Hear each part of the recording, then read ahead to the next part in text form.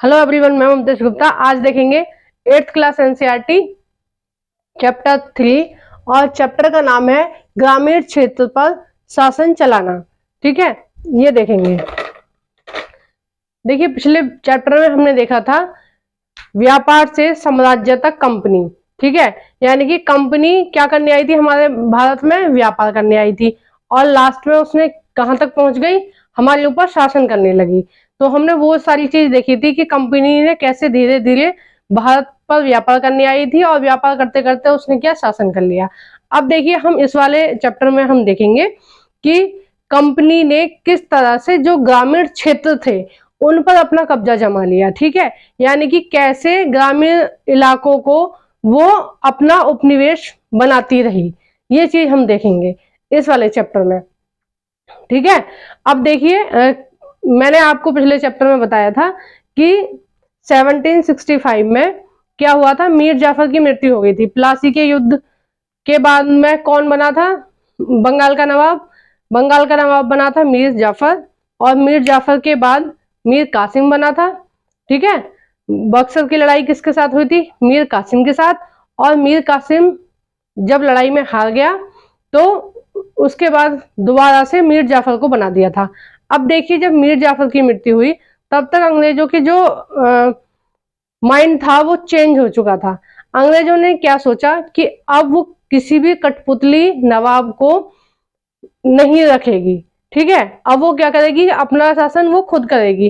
क्योंकि पहले कंपनी किसी भी नवाब को रख रही थी तो वो कुछ बातों को, कंपनी की कुछ बातों को मानते थे और कंपनी की कुछ बातों को नहीं मानते थे। इसलिए तो झगड़ा हुआ था। मीर कासिम को भी इसलिए हटाया था, मीर जाफर को भी इसलिए हटाया था, क्योंकि वो क्या है, कंपनी की सारी बातों को नहीं मानते थे। कुछ बातों को मान लेते थे, कुछ को नहीं मानते थे। तो कंपनी को क्या आदत पड़ गई थी कि जो हम बोल रहे हैं वो बात सही होनी, मतलब वो बात नवाब द्वारा मानी जानी चाहिए। तो इस बार कंपनी ने सोच लिया कि अब वो किसी भी नवाब को नहीं रखेगी, अब वो क्या करेगी, खुद करेगी जो करना है ना। तो ये जो कंपनी की चाल थी भारत पर शासन करने की। ठीक है ना। अब कंपनी ने क्या किया, आइए देखते हैं। देखिए, आपकी बुक में थी कंपनी दीवान बन गई। ठीक है, कंपनी कैसे दीवान बनी वो हेडिंग ये आपकी बुक में दे रखा है। देखिए, 12 अगस्त 1765 यानी कि 1765 को मुगल बादशाह शाह आलम सेकंड ने ईस्ट इंडिया कंपनी को बंगाल का दीवान तैनात कर दिया। ठीक है, और ये जो बंगाल का दीवान तैनात किया था वो कंपनी के किस अधिकारी को किया था, लॉर्ड क्लाइव को किया था। किस अधिकारी को किया था, लॉर्ड क्लाइव को। ठीक है, ये बात भी आप ध्यान रखना, एग्जाम में कई बार पूछ ली जाती है।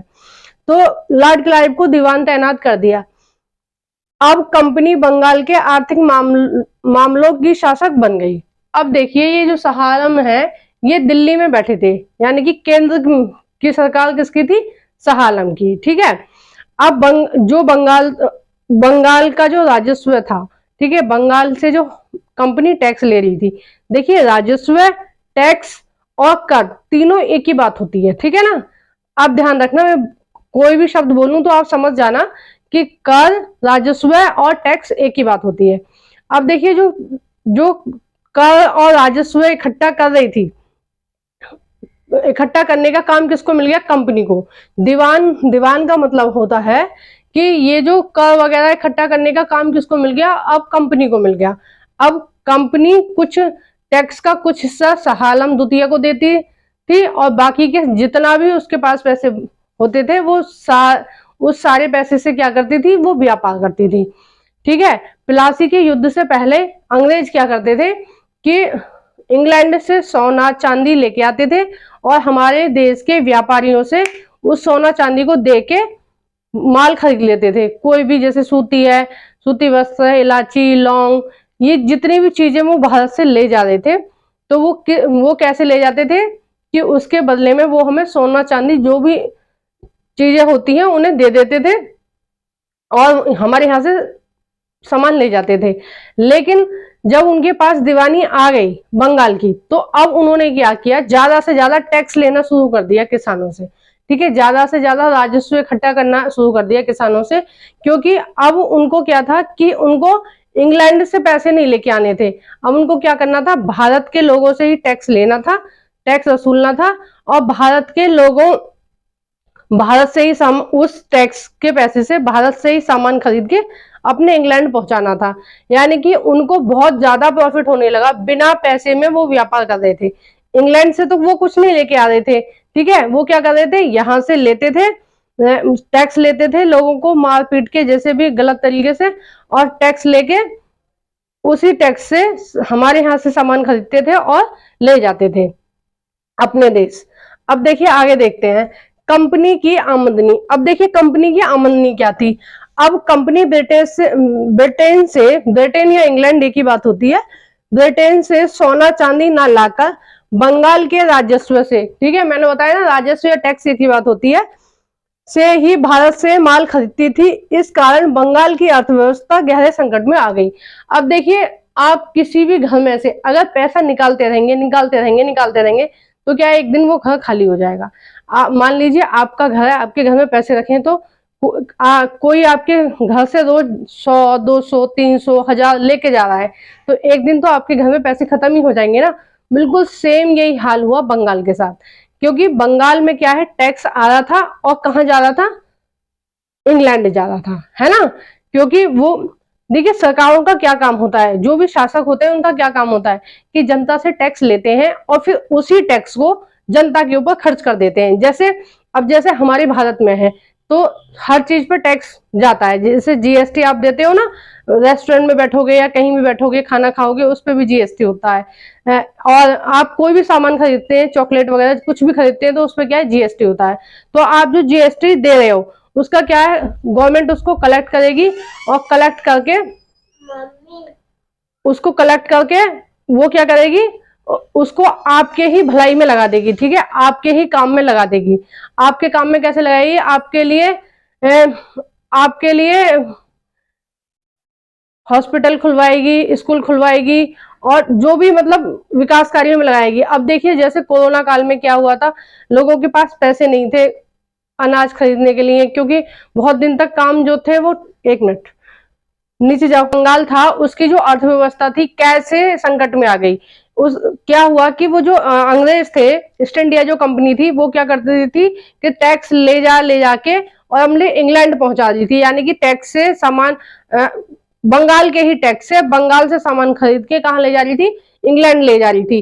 तो जब सारे पैसे इंग्लैंड जा ही रहे थे, उस देश में मतलब बंगाल में तो कुछ नहीं बच रहा था, तो उसकी वजह से क्या हुआ, बंगाल की अर्थव्यवस्था खराब हो गई। क्योंकि कोई भी जो राज्य है वो कैसे मजबूत बनता है, वो बनता है टैक्स से मजबूत, ठीक है। अब जैसे हमारा देश है, अब जितने भी मैंने अभी आपको थोड़ी देर पहले बताया कि टैक्स वगैरह सब इकट्ठा होता है और उसको क्या करती है गवर्नमेंट, उसी पैसे से, टैक्स से हमारे विकास कार्य करती है। जैसे हमारे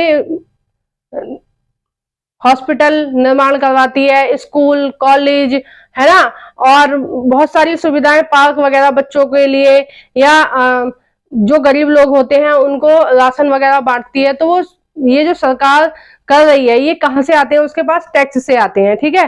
तो सरकारें क्या करती हैं कि जनता से टैक्स लेती हैं और बाद में उसे जनता के ऊपर ही खर्च कर देती हैं। लेकिन बंगाल में ऐसा नहीं हो रहा था। बंगाल में क्या हो रहा था कि वो टैक्स ले रहे थे और बाहर पहुंचा रहे थे। इससे क्या हुआ, वहां जो बंगाल था वो बंगाल एक तरह से खाली होता जा रहा था पैसों के मामले में, क्योंकि जो जितने भी पैसे थे वो क्या विदेश जा रहे थे, इंग्लैंड जा रहे थे। आइए नेक्स्ट देखते हैं परिणाम क्या हुआ। परिणाम ये हुआ कि कारीगरों ने गांव छोड़ दिए। देखिए कारीगरों ने गांव क्यों छोड़ दिए, क्योंकि जो ईस्ट इंडिया कंपनी थी वो क्या कर रही थी कि जो कारीगर वगैरह थे, जब उसके हाथ में दीवानी आ गई तो वो शासक बन गई ईस्ट इंडिया कंपनी। तो ईस्ट इंडिया कंपनी क्या कर रही थी कि बहुत ही सस्ते रेटों पर यहाँ से चीजों को खरीद लेती थी। यानी कि कारीगर जो जितने में माल को तैयार करते थे उतने ही पैसों में कंपनी खरीद लेती थी। तो कारीगरों को कोई भी प्रॉफिट नहीं हो रहा था। मान लीजिए कारीगर ने कोई भी सामान बनाने में कितने 10 रुपए खर्च हो गए कारीगर के। देखो सामान वगैरह भी तो आता है ना किसी भी माल को तैयार करने में, तो 10 रुपए उस कारीगर के उस सामान पर खर्च हो गए। और तो कंपनी क्या कर रही थी, उसको 10 रुपए में या 9 रुपए में ही खरीद रही थी। तो कारीगरों को क्या बहुत नुकसान हो रहा था। और कंपनी इस चक्कर में थी कि ज्यादा से ज्यादा मुनाफा कमाए और इंग्लैंड ले जाए, ठीक है। और फिर कंपनी के साथ साथ कंपनी के जो अधिकारी थे वो भी तो बहुत गड़बड़ घोटाला कर रहे थे। वो इंग्लैंड कैसे इतनी जल्दी अमीर हो गया, सारा यहाँ से लूट लूट के ले जा रहे थे, वो ऐसे अमीर हो गए और कैसे अमीर हो गए। तो इसकी वजह से क्या कारीगर क्या करते थे, रातों रात गांव छोड़कर भाग रहे थे। अब देखिए किसान लगान चुका नहीं पा रहे थे। अब देखिए किसानों पे भी बहुत ज्यादा टैक्स था। अब कई बार फसल नहीं होती है तो नहीं दे पाते हैं लगान। तो जैसे सूखा पड़ गई या बारिश से फसल खराब हो गई या ओले पड़ गए तो फसल को नुकसान हो जाता है। तो क्या है, आज के जमाने में अब की सरकारें क्या करती हैं, उन खेतों को मुआवजा देती हैं। लेकिन ईस्ट इंडिया कंपनी क्या कर रही थी, मुआवजा वगैरह तो कुछ नहीं दे रही थी, वो उल्टा टैक्स लेती थी कि भैया हमें कोई मतलब नहीं है, तुम्हारी फसल खराब हो कुछ हो, हमें तो टैक्स से मतलब है।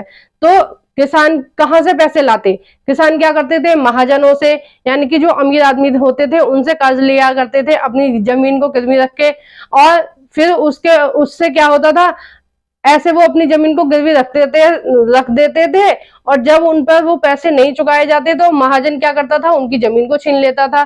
तो किसान क्या करते, या तो वो बेचारे आत्महत्या कर रहे थे या फिर वो गांव को छोड़ के भाग जाते थे रातों रात, क्योंकि उनके पास टैक्स देने के लिए पैसे नहीं थे। तो इस वजह से क्या हुआ, खेत भी चौपट होने लगे, क्योंकि मजदूर भागने लगे, है ना। और मजदूरों को खाने के लिए कुछ नहीं है तो वो खेतों में कुछ भी नहीं डाल रहे थे, बीज खाद, भाई बहुत सारी चीजों की जरूरत होती है खेती करने के लिए, तो उनके पास कुछ भी नहीं था। तो जब उनको खाने के लिए ही कुछ नहीं होएगा तो वो खेत में क्या डालेंगे। अब देखिए 1770 में क्या हुआ, बंगाल में अकाल पड़ा और अकाल इतनी बुरी तरह से पड़ा था कि 1 करोड़ लोगों की मृत्यु हो गई।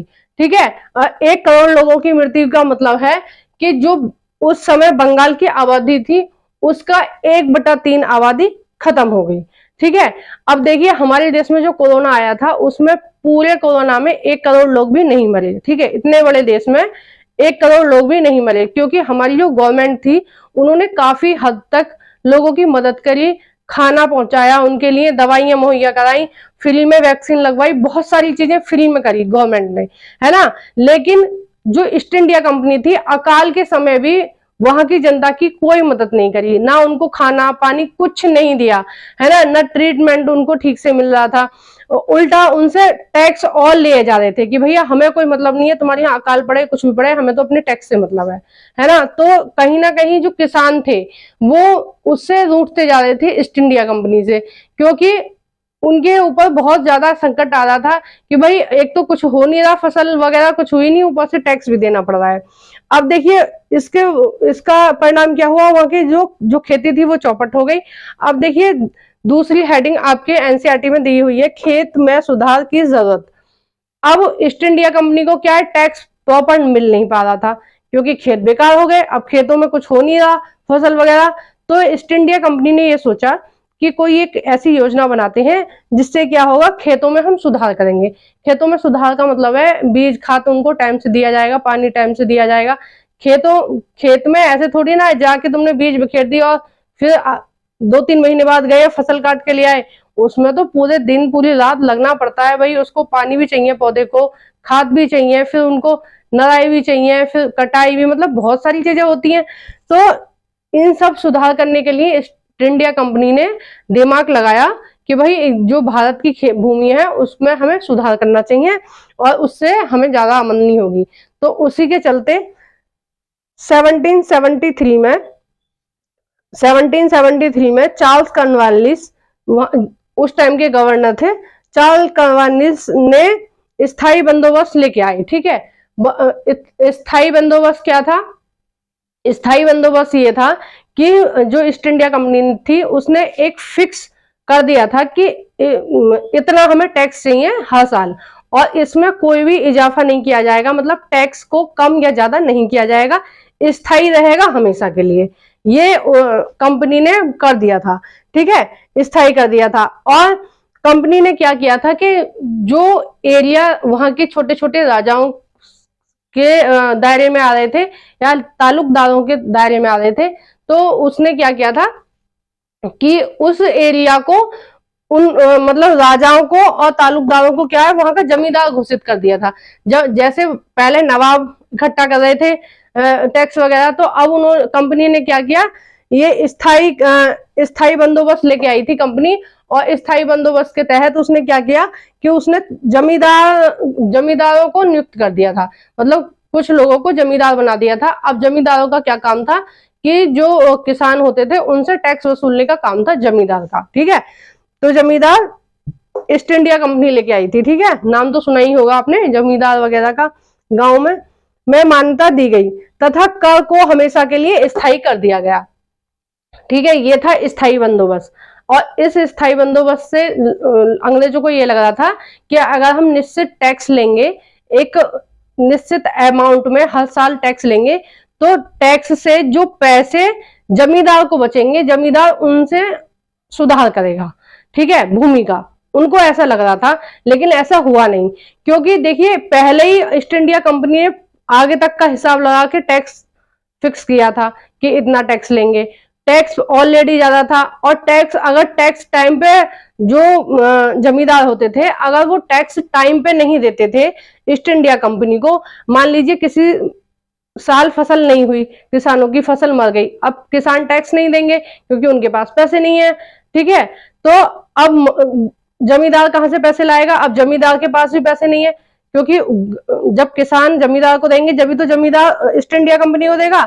अब जो जमींदार ईस्ट इंडिया कंपनी को टैक्स नहीं देता था जितना उन्होंने फिक्स किया था, तो वो ईस्ट इंडिया कंपनी क्या करती थी, उस जमींदार को हटा देती थी और किसी दूसरे जमींदार को रख लेती थी। तो अब जमींदारों को ये भय सताता था कि भाई हमें तो टाइम पे कंपनी का टैक्स देना है, नहीं तो कंपनी हमें हटा देगी, ठीक है, किसी और व्यक्ति को रख लेगी, ठीक है। तो ये सारी समस्याएं आ रही थी। अब देखिए समस्या क्या थी, समस्या ये थी कि जो जमींदार समय पर कर नहीं चुकाते थे उनकी जमींदारी छीन ली जाती थी, ठीक है। अब देखिए किसानों के सामने क्या प्रॉब्लम थी, किसान लगान चुकाने के लिए महाजन के यहाँ जमीन गिरवी रख लेकर और कर्ज लेते थे। किसान क्या करते थे, अब जो जमींदार थे वो उन पर दबाव बनाते थे कि भाई हमें टैक्स लाओ, हमें कोई मतलब नहीं है, तुम्हारे साथ क्या प्रॉब्लम है, तुम्हारी फसल हुई है या नहीं हुई है। तो किसान बेचारे क्या करते थे कि अपनी जमीन को गिरवी महाजन के यहाँ जमीन को गिरवी रखते थे। महाजन कौन होते हैं? जो रईस लोग होते हैं गांव में, उनको वो महाजन बोलते हैं, ठीक है, जिनके पास बहुत ज्यादा पैसे होते हैं। तो उनके यहाँ अपनी जमीन गिरवी रखते थे, और क्या होता था, 1-2 साल उन्होंने गिरवी रखी, उनकी फसल ठीक से हुई नहीं, फिर क्या महाजन भी उनकी जमीन को कब्जा लेता था कि भाई तुमसे मेरे पैसे नहीं दिए गए, जाओ जमीन छोड़ो। तो एक बहुत बड़ी संख्या में लोग बेरोजगार भी हो रहे थे, क्योंकि उनकी जमीन महाजन छीन लेते थे, ठीक है। कितना अत्याचार हो रहा था, और वो भी बिना मतलब की कर रही थी कंपनी। अब देखिए 19वीं सदी के शुरू में खेत का विस्तार होने लगा। अब देखिए ये जो नियम बनाया गया था वो बनाया था 1773 में, और जब 19वीं सदी के आते आते क्या किया, जो जमींदार थे उन्होंने भी दूसरा रास्ता निकाल लिया टैक्स ज्यादा से ज्यादा इकट्ठा करने का, कि उन्होंने बड़े बड़े जगहों को साफ करवाया और ठीक से प्रॉपर तरीके से उन पर किसानों से खेती करवाने लगे, ठीक है। उधर क्या हुआ, अब देखिए 50 साल में क्या हुआ, महंगाई भी बढ़ने लगी, है ना। जब महंगाई बढ़ने लगी तो जो वो थे ईस्ट इंडिया कंपनी थी उसके पास उस हिसाब से ऋण कम आने लगा, मतलब टैक्स कम आने लगा। तो ईस्ट इंडिया कंपनी भी घाटे में जाने लगी। तो फिर ईस्ट इंडिया कंपनी ने सोचा कि हमने ये जो फिक्स किया टैक्स ये गलत किया, क्योंकि हमें तो उतना ही मिल रहा है जितना पहले मिल रहा था, है ना। और जो जितना भी मुनाफा है ये कौन कमा रहे हैं, ये जमींदार कमा रहे हैं, क्योंकि महंगाई भी बढ़ रही है, उस हिसाब से इन्होंने टैक्स भी बढ़ा रखा है किसानों पे। तो ये किसानों से तो ज्यादा वसूल रहे हैं लेकिन हमें कम दे रहे हैं, और ऊपर से पहले खेत कम थे और अब इन्होंने खेतों का विस्तार ज्यादा कर लिया है। तो उन्होंने क्या किया कि उन्होंने कोई दूसरी तरकीब निकाली टैक्स लगाने की, ठीक है। और आपकी बुक में एक नई हेडिंग है, एक नई व्यवस्था, ठीक है। एक नई व्यवस्था क्या थी, देखिए इसकी मैं एक शॉर्ट वीडियो बनाऊंगी, उसको आप जरूर देखना। मैं मेन हेडिंग जो होंगे ना, मतलब कब ये स्टार्ट की गई है सारी व्यवस्था, किसके जमाने में स्टार्ट की गई और कौन सी डेट को, ये सारा मैं एक शॉर्ट वीडियो में डाल दूंगी आपको। तो 1-2 दिन बाद आपकी एक शॉर्ट वीडियो भी आएगी, है ना, और चैप्टर का नाम यही डालूंगी, तो आप देख लेना, ठीक है। उससे आपको और अच्छे से रिवीजन हो जाएगा। अब देखिए एक नई व्यवस्था क्या की गई थी 1822 में। हॉल मैकेंजी होल मैकेंजी ने बंगाल प्रेसिडेंसी के उत्तर पश्चिमी प्रांत यूपी, पंजाब, बिहार और मध्य प्रदेश में माहलवारी बंदोबस्त की व्यवस्था शुरू की। देखिए उस समय जो जनरल गवर्नर थे वो थे मद्रास में टॉमस मुनरो, ठीक है, कौन थे? Thomas Munro. अब देखिए 1822 में ये मैकेंजी ने व्यवस्था लेके आए थे और इसमें क्या किया था उन्होंने, उस मैकेंजी ने ये किया था कि उन्होंने एक कलेक्टर यानी कि डीएम, ठीक है, आजकल जिलों में होता है ये डीएम, ठीक है ना, तो उन्होंने क्या किया, एक डीएम नियुक्त कर दिया और उस डीएम का काम क्या था कि वो सब खेतों, गांव जाके खेतों में जाएगा और खेतों में जाके मिट्टी को देखेगा कि मिट्टी की गुणवत्ता कितनी है। जैसे हर खेत में उपज अलग अलग होती है, ठीक है, किसी में 1 मन, किसी में 2 मन, किसी में 3 मन, मतलब अलग अलग, जैसी जिसकी मिट्टी की गुणवत्ता ज्यादा होगी उसमें ज्यादा फसल होती है, जिस मिट्टी में गुणवत्ता कम होती है उसमें फसल कम होती है, तो गुणवत्ता के हिसाब से फसल होती है। अब कलेक्टर का काम था कि सारे खेतों को नापे, देखे कि किस किसान के पास कितने खेत हैं, ठीक है, और उसकी मिट्टी को देखे कि इस मिट्टी में कितना अनाज हो सकता है, उस हिसाब से क्यास लगाया जाएगा कि हर व्यक्ति पर कितना टैक्स लगाना है, ठीक है। ये काम किसको सौंपा गया? कलेक्टर यानी कि डीएम को सौंपा गया और ये काम उन्होंने किया। और जो टैक्स वसूलने का काम था, देखिए कलेक्टर ने गांव-गांव जाकर जमीन की जांच की तथा खेतों की माप करके कर का निर्धारण किया। यह राजस्व है, ठीक है, जो खेती से कर आता है उसको राजस्व बोलते हैं। राजस्व का निर्धारण किया।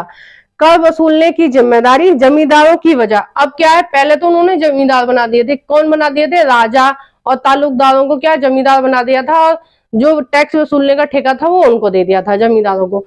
इस बार उन्होंने जमींदारों को नहीं दिया ये ठेका। इस बार किसको दिया?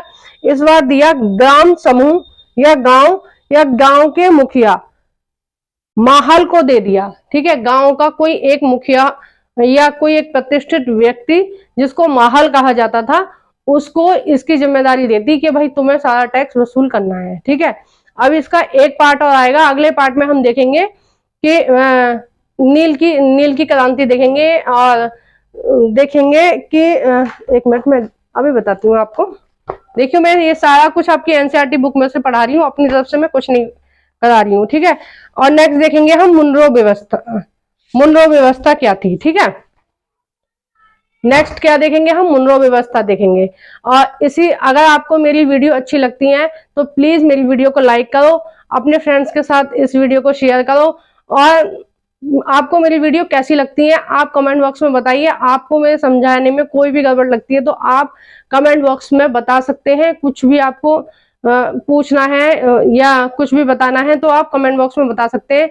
जो भी आपके फ्रेंड फ्री में एनसीईआरटी पढ़ना चाहते हैं तो प्लीज मेरी वीडियो को अपने फ्रेंडों के साथ शेयर करो। Thank you for watching everyone.